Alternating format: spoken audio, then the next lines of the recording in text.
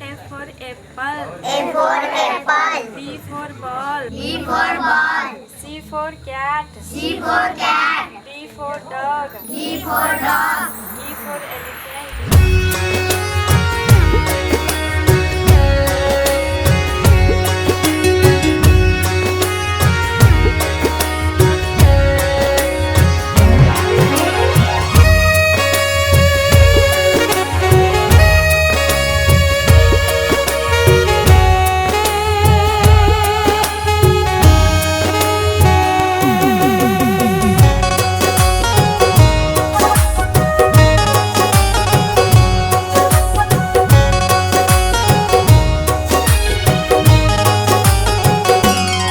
अपन दिल दा दिया ने हमर दिल ला लिया ने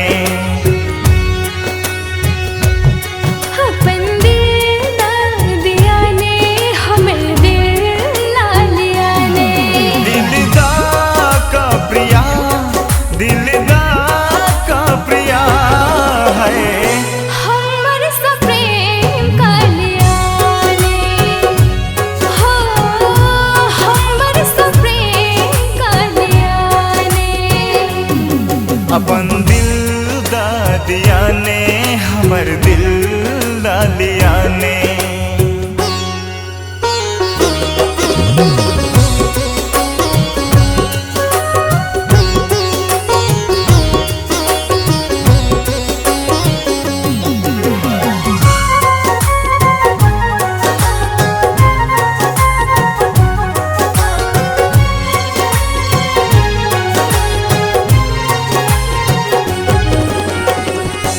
मांगै छी दिल अहाँ सँ इनकार नहीं करू प्रेम भरल मौसम या इंतजार नहीं करू